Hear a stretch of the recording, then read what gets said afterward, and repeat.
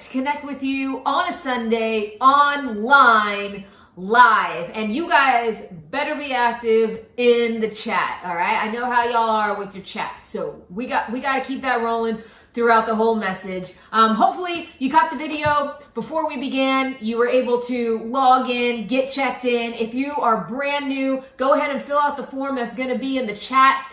We look forward to getting to know you. If you have problems with logging in to get that check-in, go ahead and put your name in the chat. We'll make sure you get checked in. Guys, check-ins, there are rewards. There are prizes that come with check-ins. Not only, a JBL speaker, but also right here, right? Like in the heart, in a relationship with Jesus. So excited for that. After today's message, we're going to connect with groups online. So make sure that you get the link for that. And we're just going to go ahead and dive right in. So my name is Allison. I'm the youth director from the Austin campus, and we're going to start off with a little exercise, get you going on the chat, okay? I'm stealing this from one of my favorite pastors, but I'm going to say God is good, and you are going to type as fast as you can in all caps with emojis all the time, okay? So I'm going to say God is good. You're going to type all the time. You ready? God is good. Yeah, we got to see it in the chat, guys, all the time. That's good, all right? Hands raised, maybe pointing back at me or whatever. So now I'm going to say all the time, and then you are going to type God is good. This is a good exercise. We're warming up. We're getting our brains active, okay? You ready? So I'm going to say all the time. You're going to type God is good. You ready? Here we go. Okay. All the time. Everyone's active in the chat right now. Yes, God is good. That's right. God is good all the time, and all the time, God is good, and God has a word for you today.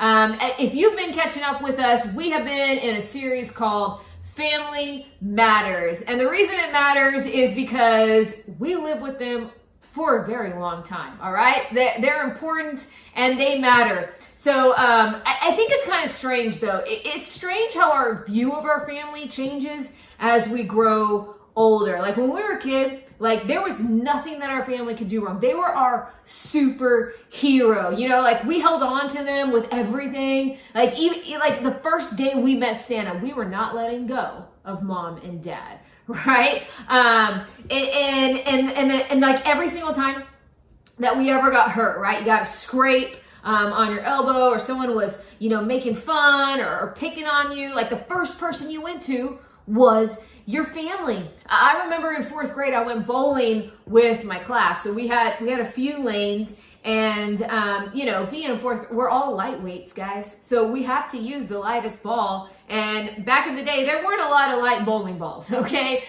We had to share amongst 20 kids. So it was my turn to bowl. My neighbor next to me, it was his turn to bowl, and we were arguing over who was going to get them because we only had one ball. I mean, that's how sad it was. And so waiting for that ball to come out, and he would say, "I was going to get no, I'm going to get no, I'm going to get," and he took my arm, shoved it into the bowling chute, and the ball comes up, and my arm is stuck. And the first person I'm yelling for is my mom. Get my mom, call my mom. And so my mom showed up, and she took me to the hospital. She was my hero, and they took x-rays. And they, in the x-ray, the doctor said that my bone right here, my forearm, was bruised, and it was fractured. Guys, that's what our families are. You see, as a kid, we looked at our parents. We might have looked at older siblings or our younger siblings and thought they were unbreakable or they were the best thing. But as a teen, instead of being our superhero, they've become our worst enemy. And maybe at your house, there's this constant tension that's like just never spoken of, but you feel it. It's in the house.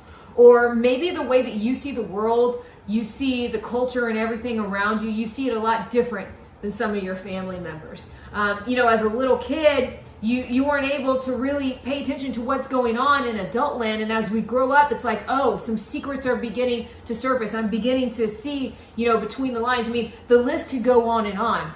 And the thing that we love so much about youth is that we accept everybody. We know that we are not perfect, and that's why we get together in community and in life groups that we're going to do right after here, just so that way we can help one another through life. And the thing is that we have that in common, but we don't think our parents should have the same thing. We don't think our siblings should have that. We think they need to be perfect. And the thing is our families, they are broken too. They are imperfect. They are fractured. They are bruised.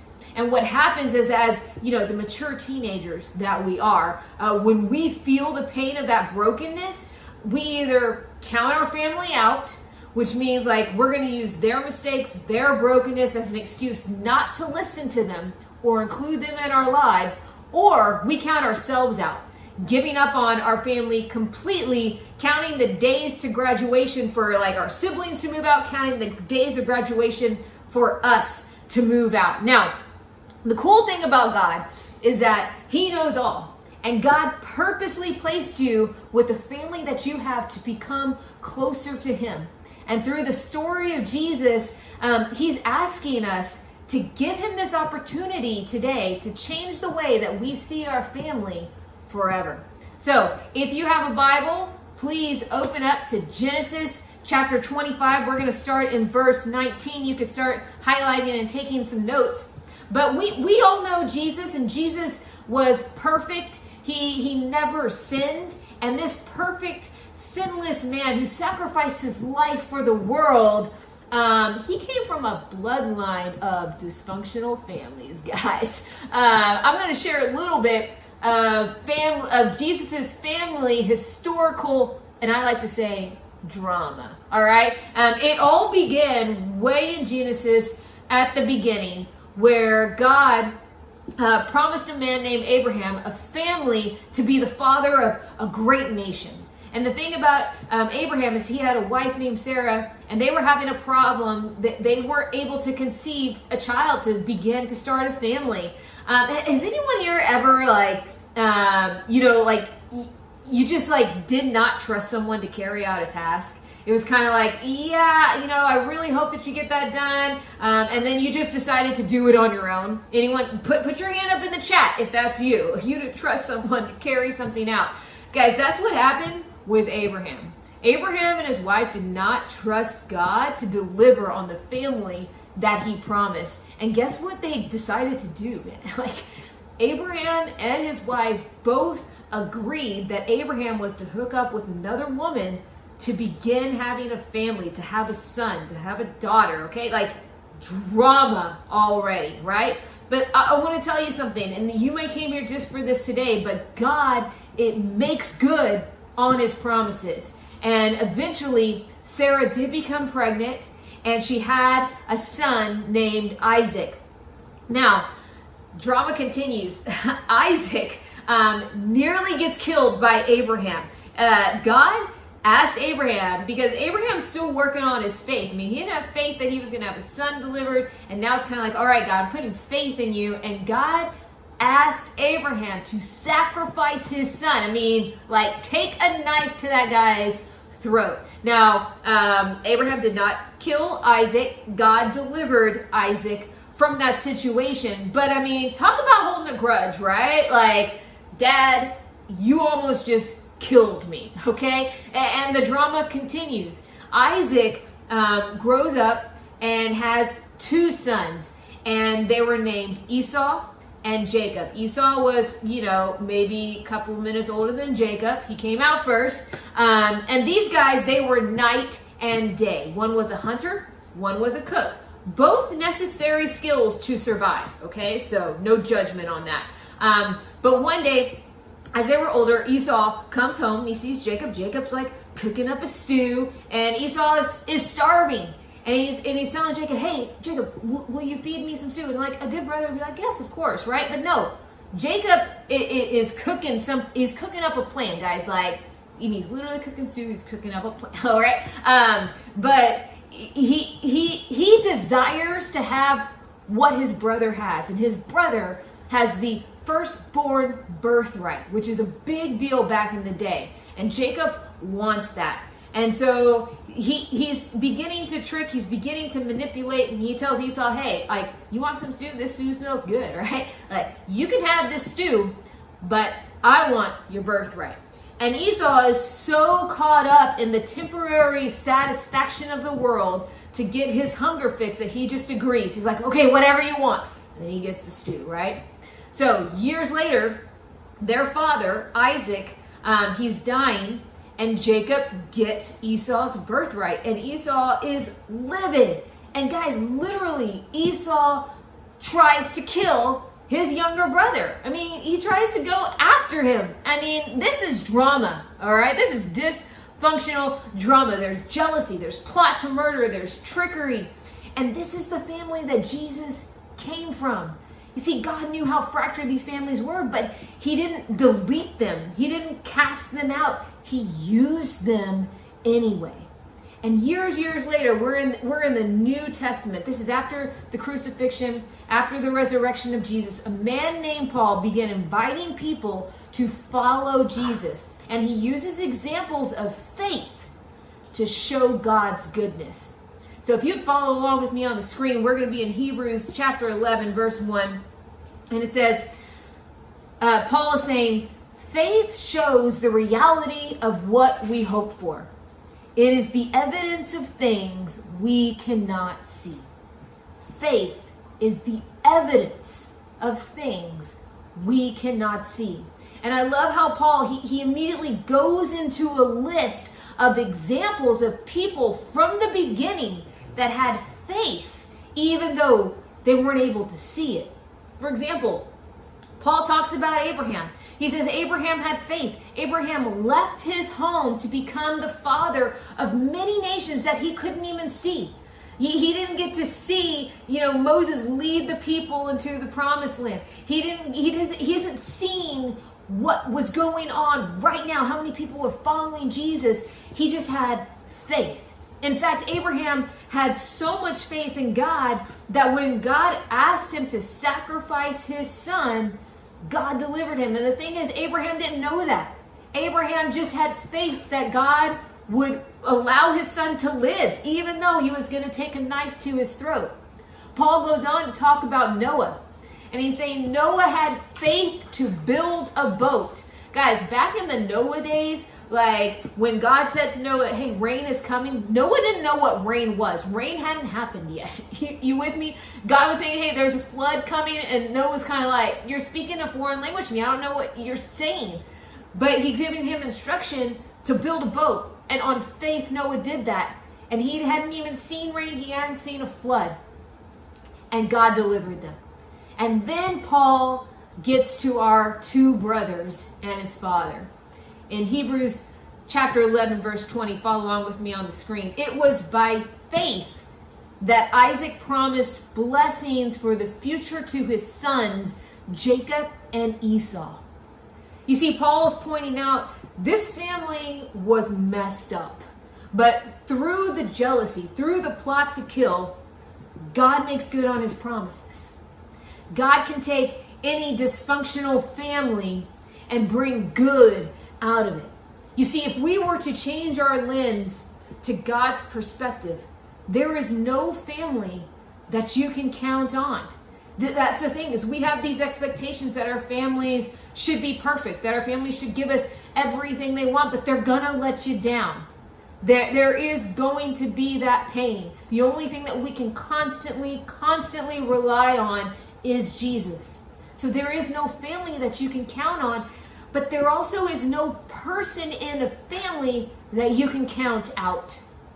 And the brokenness of your family God provides you the opportunity to grow in faith and in a relationship with him. And this is and through that relationship, this is the best gift. And through him, he also provides the opportunity for you to strengthen your relationship with your family. And you can't do that if you count them out. You can't do that if you dismiss yourself and remove yourself from them. So yeah, I mean, there's gonna be times, right, where your parents can be like, hey, I don't like who you're hanging out with. And so, you know, we normally are just like, oh, I'm just gonna get mad. I'm gonna shut them out. And you're adding more brokenness to what's already been fractured. But if you lean into God and honor your parents' opinion, okay, and that doesn't mean I agree with my parents. I'm honoring them. Last week we talked about Paul, and he was talking about what love is. Love is kindness, love is patience, and honor was in there. That is love. If you choose to honor them, not agree with them, that is a form of love. And you see, instead of giving them the silent treatment, right? Instead of locking your door, why don't you just thank them for the right they've given you to the place that you want to go? Or why don't one evening you say, hey, mom, dad, or you talk to your brother, hey, how can I help you today? Or, you know, when you have a problem, instead of just ignoring them, I mean, they're probably the best resource that you have in your house, but when you have a problem, that is the first person that you go to. You see, when you shut them out or you shut yourself out, you're only proving to your family that you aren't mature enough to make your own decisions. And they can't trust that. They can't have faith in you when someone acts like that, because that's what a child does. A child goes into a corner and a child pouts and turns their back from everything. But choosing to love them through patience, choosing to love them through honor and understanding and prayer, they are going to look at you differently. They're going to begin to have faith in who you are. And their faith goes hand in hand with your own faith. Believing that God can use a fractured family could be one of the greatest acts of faith that you ever have. Your family matters even though it's fractured, which is so powerful. You know, faith is the evidence of what we cannot see. It is so powerful because even though I cannot physically see God, I know that he exists because we are right here together. We are right here together online, and we have been praying for you. We've been praying for you all summer. And when we were praying in the summer, we could not see what is going on today. God is always working, even when you can't see it, even when it doesn't look like it. So I'm not going to say, hey, give your family a break. I'm going to say, give your family some faith. They're broken, just like you and me. Redeeming and fixing things that are broken is what God does best. He takes dysfunction and he uses it for good. What if we all went home today and treated our family like it mattered, even though it's fractured? All right, guys, super excited for this message and for you to connect with our life groups that we're about to have. So look for the link in the chat, click on that, and we'll meet you in a bit.